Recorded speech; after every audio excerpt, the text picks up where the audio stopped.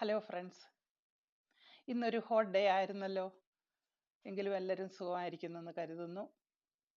ഇന്നത്തെ എൻ്റെ പ്രിപ്പറേഷൻ ഒരു കപ്പയും ചേമ്പും കൂടെ ചേർന്നുള്ള ഒരു പുഴുക്കാണ് ഞാൻ ഉണ്ടാക്കുന്നത്. ഇത് ബ്രേക്ക്ഫാസ്റ്റ് ആയിട്ടും സ്നാക്സ് ആയിട്ടും ഒക്കെ കഴിക്കാവുന്നതാണ്.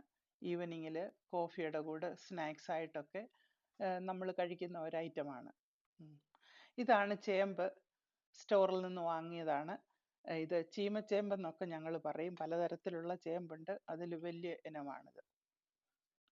ഇത് കപ്പയാണ്, നുറുക്കിയ കപ്പ. ഇങ്ങനെ ഫ്രോസൺ കപ്പ വാങ്ങിയതാണ്.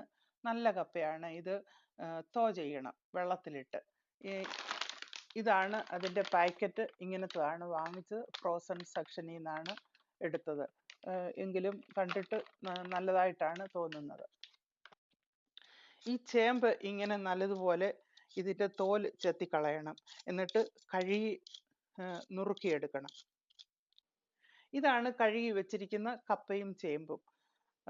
ഇതിനിയും നല്ല ചൂടായ വെള്ളത്തിലേക്ക് ഇതിട്ട് പുഴുങ്ങിയെടുക്കണം. വെള്ളം ഇപ്പോൾ നല്ലപോലെ ചൂടായിട്ടുണ്ട്. ഇതിലേക്ക് ഇനിയും കപ്പയും ചേമ്പും ഒന്നിച്ചാണ് പറക്കിയിടുന്നത്.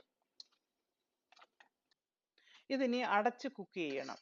ഇതിൻ്റെ കൂടെ കഴിക്കാനായിട്ട് കാന്താരി ചട്നിയാണ് ഉണ്ടാക്കുന്നത്. കാന്താരി ഇനിയും ഗാർഡനിൽ പോയി പറിച്ചുകൊണ്ട് വരും. കാന്താരി മുളകൊക്കെ പറിക്കാൻ റെഡിയായിട്ട് നിൽപ്പുണ്ട്. നല്ലതുപോലെ വിളഞ്ഞതാണ്. കാന്താരി നല്ലതുപോലെ വിളഞ്ഞതാണിത്.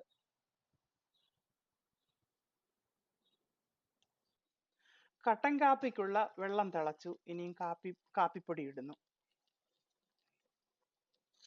കുറച്ചുകൂടി ഇടുന്നു. ഓക്കെ. ഓരോരുത്തരും അവരവരുടെ ആവശ്യത്തിന് കടുപ്പമുള്ള കാപ്പി എടുക്കുക. കാന്താരി ചട്നിക്കുള്ള കാന്താരി ഇത്രയുമാണ് എടുത്തിരിക്കുന്നത്. അതിൻ്റെ കൂടെ ഈ ചെറിയ ഇനം ഉള്ളിയും ചേർത്ത് ചതച്ച് ഈ തൈരിലിടും.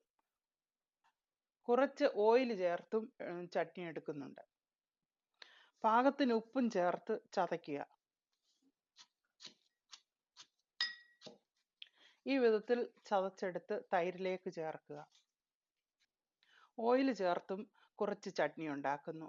കോക്കനട്ട് ഓയിൽ ഉണ്ടെങ്കിൽ അത് ഒഴിക്കുക. ഇത് ഒലിവ് ഓയിലാണ് ഞാൻ ചേർത്തത്. പുഴുക്ക് വെന്തു. ഇനിയും ഡ്രെയിൻ ചെയ്തെടുക്കണം. പുഴുക്ക് ഡ്രൈൻ ചെയ്തെടുത്തിട്ടുണ്ട്. Snacks ready.